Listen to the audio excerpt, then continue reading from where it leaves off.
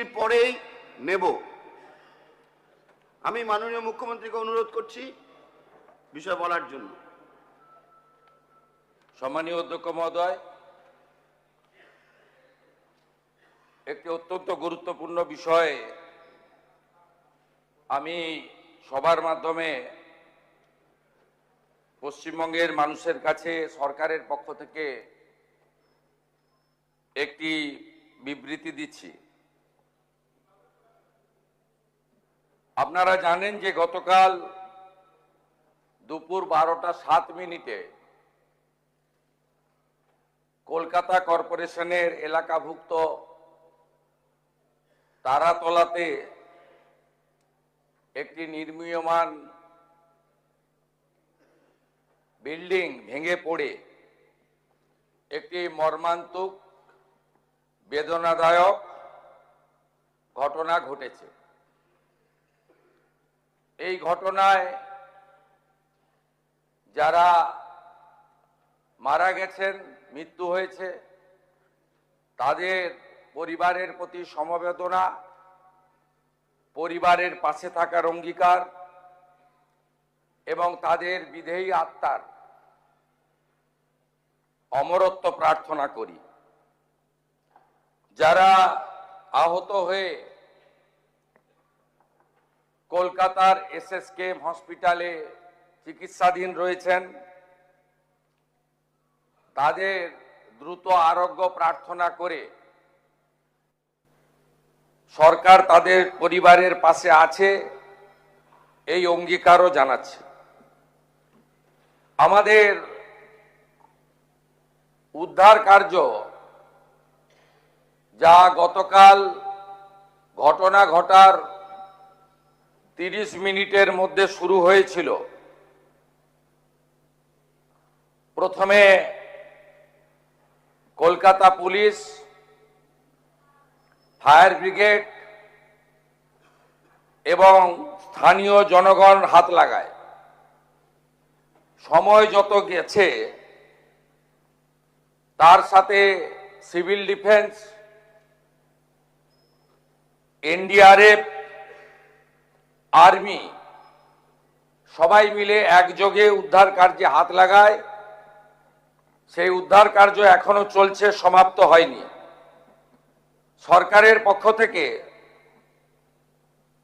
প্রথমে এলাকায় পৌঁছান মাননীয় স্বাধীন ভারপ্রাপ্ত রাষ্ট্রমন্ত্রী ডাক্তার ইন্দ্রনীল খান এবং ইউডিএমএ মিনিস্টার অগ্নিমিত্রা পাল মহোদয়া।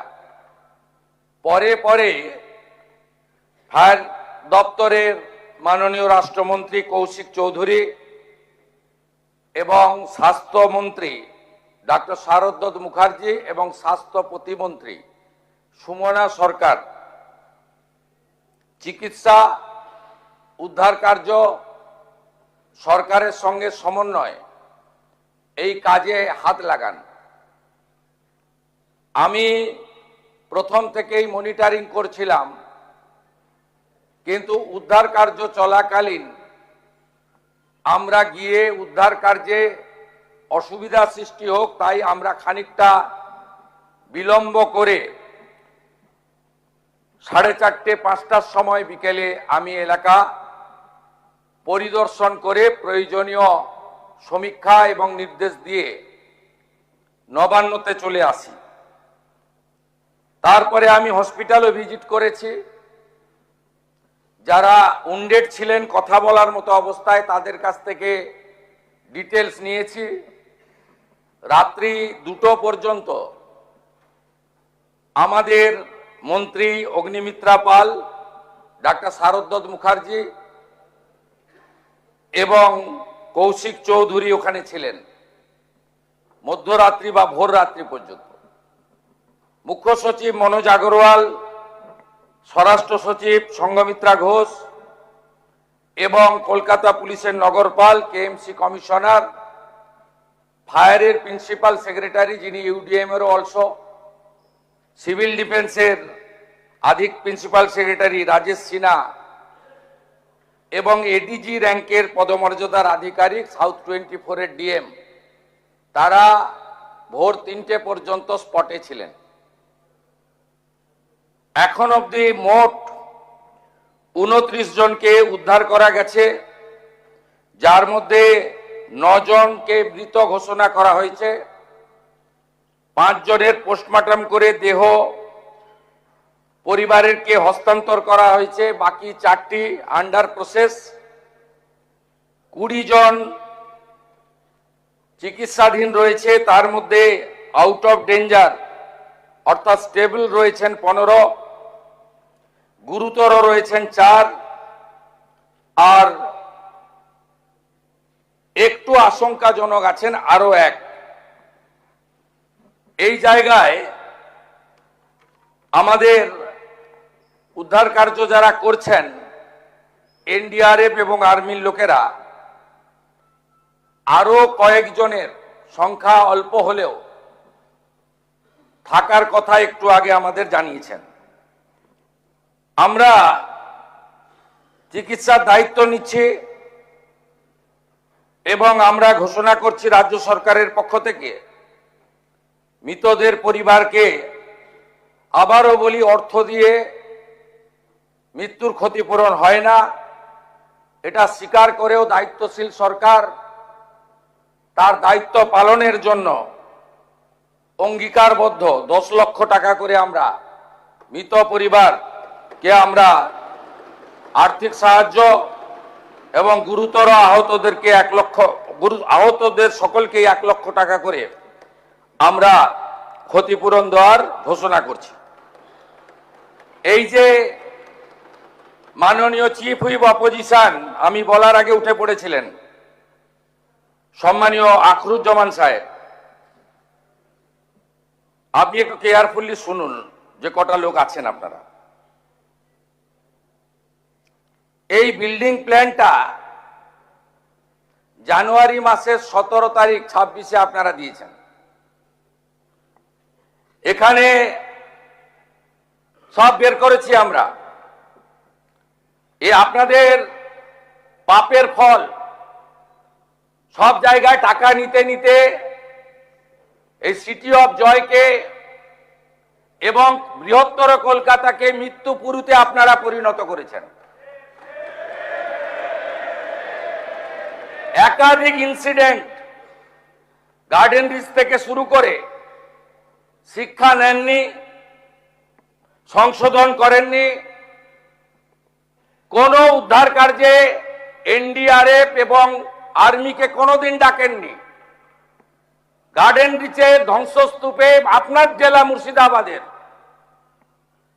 যারা হাত খুলে মমতা ব্যানার্জিকে ভোট দেয় মুসলিম, তাদের 14 জন চাপা পড়ে মারা গেছিল, একজনকে উদ্ধার করতে পারেননি আপনারা জীবিত। আমরা এটা নিয়ে রাজনীতি করব না, কিন্তু কি করেছেন আপনারা? একটাকেও তো ছাড়ার কোনো সিন নেই। আপনার প্রাক্তন মেয়রের সই আছে এতে, কাউকে ছাড়া হবে না। আপনার ইঞ্জিনিয়ার যাদের নাম আছে, it is found that Sri Aminur Sheikh, Sub Assistant Engineer, Sri Nirmalendu Sardar, Assistant Engineer, Sri Ranjan Das, Executive Engineer, has not discharged their duties and responsibilities in respect of the instate premises. আমরা পুরো fact finding বের করেছি, কোনো ছাড়াছাড়ির scene নেই। আমরা এখনো পর্যন্ত 5টাকে arrest করেছি। গুলজার হোসেন, সুপারভাইজার অফ আসগর, আসগরকেও খুঁজছি। যদি নিচে চাপা পড়ে থাকেন আলাদা কথা, আমি চাইবো জীবিত বেরোক। কি করে এইসব লোক এই জায়গাগুলোতে ঢোকে বের করতে হবে। অ্যারেস্ট হয়েছে Gulzar Hossain, supervisor of Asgar, Kamal Samanta, iron structure fabricator, Shambhunath Behera, lessee of land, Dibakar Bhandari, labour supplier cum Trimex contractor, Abdul Hamid, broker for sanction plan for KMC.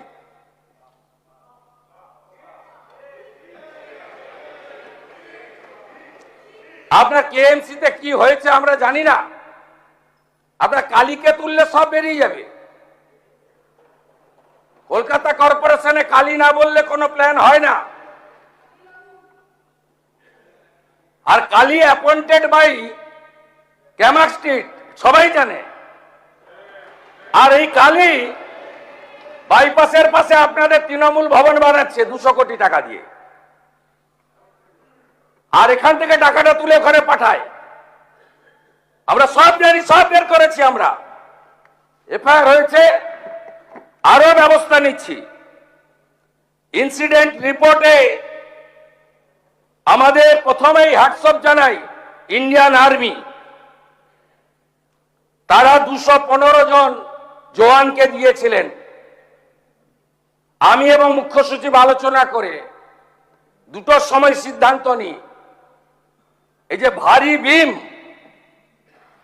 এ কাটার কোনো মেশিন রাখেননি আপনারা। আপনাদের সরকার 15 বছরে অনেক কাণ্ড করেছেন, লোহা কাটার মেশিনটা পর্যন্ত কেনেননি। কেন এই ক্ষতিটা করে দিয়ে গেছেন বাংলায়? কোন আধুনিক যন্ত্রপাতি নেই, কোন পেশাদার টিম নেই।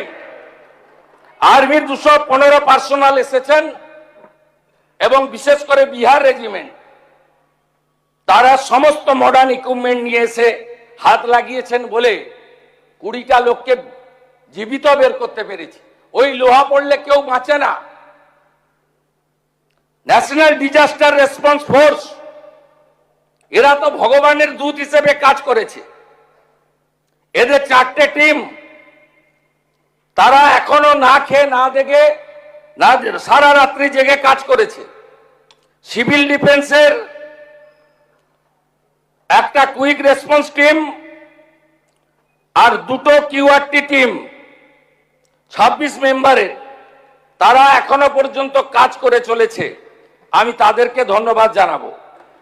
Fire and emergency service, 6 fire engine, 36 personnel, Kolkata municipal corporation, health, building, solid waste management, lighting এবং ইকুইপমেন্ট অ্যান্ড লেবার, এরা ফুল ফেজেড কাজ করেছেন, কাজ করছেন। Shyama Prasad Mukherjee port, Kolkata KOPT, DMG Kolkata police, এরা সবাই মিলে একযোগে এই কাজটা করেছেন এবং করছেন। South 24 DM, health department, KMDA also, তারাও আমাদের অল টুগেদার সবাই মিলে একটা টিমে সাপোর্ট করেছেন। এইটা দেখুন মাননীয় ফিরহাদ হাকিমের সই। দেখুন, দেখুন আপনারা কিভাবে স্ট্রাকচারে ডিফেক্ট থাকা অবস্থায় ফল্টি প্ল্যান অ্যাপ্রুভ করেছেন। এবং এখানে যাদের সই আছে, name of architect, name of ESC, name of GTE, name of owner, name of applicant, propose floor area, exempt area মিলে পুরো আমরা এটা বের করেছি। দেখুন, ফল্টি ডিজাইন, এইটা বিল্ডিং প্ল্যানের নকশা। এরকম কত কাণ্ড করে রেখেছেন তার ঠিক নেই। কম্পেনসেশন ঘোষণা করেছি, এফআইআর অ্যারেস্ট বলেছি। আগামী দিনে কি হবে? আমরা 4 সপ্তাহ Kolkata municipal corporation, Rajarhat new town, Maheshtala, Budge Budge, Pujali, Bishnupur গ্রামীণ এলাকা, সাউথ 24, সোনারপুর, বারুইপুর পুরো এলাকায় সমস্ত নির্মীয়মান কাজ, জরুরি পরিষেবা ছাড়া আমরা বন্ধ রাখলাম। সমস্ত স্যাংশন প্ল্যান অডিট হবে। এই অডিট করার জন্য কমিটি তৈরি করে দেওয়া হচ্ছে। কমিটি হেড করবেন Rajesh Pandey IS, additional chief secretary. কমিটিতে মেম্বার থাকবেন Shri Khalil Ahmed IS, additional chief secretary, Rajesh Kumar Sinha, principal secretary disaster management, Ajay Nanda নগরপাল, স্মিতা পান্ডে কমিশনার কাম প্রশাসক Kolkata corporation, Rachna Bhagat secretary labour department, engineer in chief PWD, DG building KMC, DG fire and emergency services one representative, representative from RITES, representative from IRCON আর Kharagpur IIT. আমাদের Kharagpur IIT থেকে professor Damodar মাইতিকে head civil engineer IIT Kharagpur, তাকে nominated করেছেন director Kharagpur IIT. এবং রাইটস আমাদের consent দিয়েছেন, তারা যত বিল্ডিং প্ল্যান এই দুর্নীতিগ্রস্ত তৃণমূল কংগ্রেস অর্থের বিনিময়ে, কাটমানির বিনিময়ে, ব্রোকারদের দিয়ে এই কলকাতাকে মৃত্যুপুরীতে পরিণত করা তৃণমূল কংগ্রেস, তার সমস্ত বিল্ডিং প্ল্যান এবং আন্ডার কনস্ট্রাকশন আমরা অডিট করাবো। যতক্ষণ না অডিট সার্টিফিকেট হচ্ছে কোন বিল্ডিং এ আমরা হাত দিতে দেব না। তারপরে তো প্রপার্টি অ্যাটাচমেন্ট করে আদায় করব, শুধু জেল খাটানো নয়। অপেক্ষা করুন, আপনারা নিশ্চিন্ত থাকুন, একদম জিরো টলারেন্স, 1 ইঞ্চিও টলারেন্স আমরা করব না। আর অ্যাসেম্বলি চলছে, আগের মুখ্যমন্ত্রীর মতো তু খিচ মেরি ফটো আর বিধানসভাকে অস্বীকার করে বাইরে অ্যাকশন আর কম্পেনসেশন আমরা অন্তত করি না।